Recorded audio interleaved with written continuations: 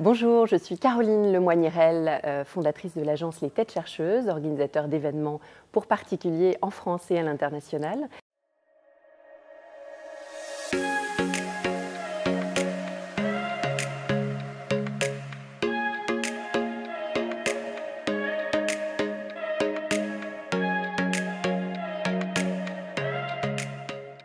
Les Têtes Chercheuses, c'est une agence de production et de régie événementielle dédiée aux particuliers sur un segment premium et luxe, et en France bien entendu, mais également à l'international. Alors je n'ai malheureusement aucune légende autour de la création de cette entreprise, c'est-à-dire je n'ai jamais rêvé d'organiser des mariages. Je trouve ça même plutôt naïf d'être dans une approche uniquement symbolique en se disant qu'on va apporter du bonheur aux gens. C'est un vrai métier. Cette écoute, cette empathie, cette relation à l'autre est quelque chose que j'affectionne beaucoup, mais ce n'était pas un rêve de petite fille, absolument pas.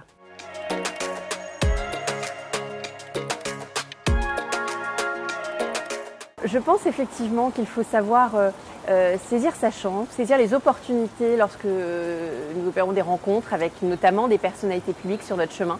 Et je pense notamment à Alexia Laroche-Joubert, une productrice télé qui, il y a plus de 10 ans, il y a 12 ans exactement, nous a fait confiance. C'était la première personnalité à nous faire confiance. Il faut oser parce que Alexia, c'était typiquement une bouteille à la mer. J'avais lu dans la presse People qu'elle allait se marier un an plus tard. Je lui avais envoyé un courrier, elle n'avait pas répondu pendant 10 mois. Au bout de 10 mois, elle m'invite sur Europe 1, on fait une interview et elle m'informe à la fin de l'interview qu'elle souhaite me confier son mariage qui a lieu 3 semaines plus tard au Trocadéro. Un défi qu'on a relevé, qui évidemment était complexe pour une jeune structure qui était la nôtre.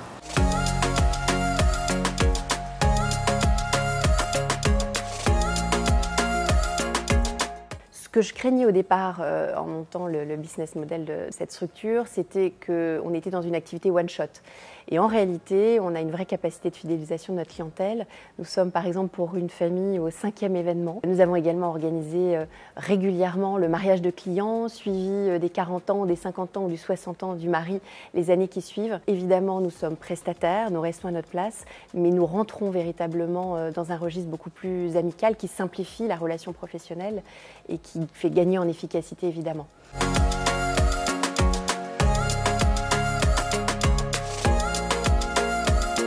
Je pense aussi que dans notre métier, on défriche des nouveaux territoires en permanence. On travaille avec des corps de métier très différents qui nous poussent à approfondir notre expertise métier.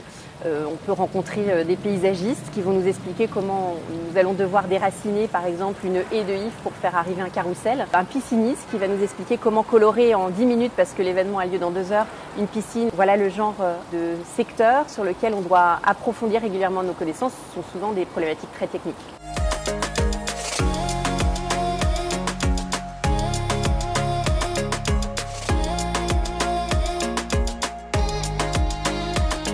Les mariages les plus incroyables que nous avons été amenés à orchestrer sont souvent des mariages qui se déroulent à l'étranger.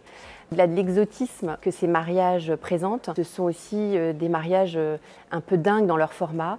On a pu par exemple monter un bivouac éphémère devant les pyramides du Caire. J'ai été poursuivie par le ministère des Antiquités pendant tout notre séjour, pendant 4 jours, qui a souhaité faire interdire le mariage que nous organisions dans la vallée des Rois et qui ensuite nous a retenus avec notre vol affrété pour retour vers le Bourget pendant 2-3 heures avec l'ensemble des invités à l'aéroport, pensant que j'avais volé des totems en papyrus qui avaient tout simplement été achetés à Rungis à Paris. C'est ce genre de frayeur qu'on se fait et l'histoire se termine évidemment bien parce que je pense que dans notre métier, le facteur chance est un facteur important et in fine, dans beaucoup de nos anecdotes, ça se confirme.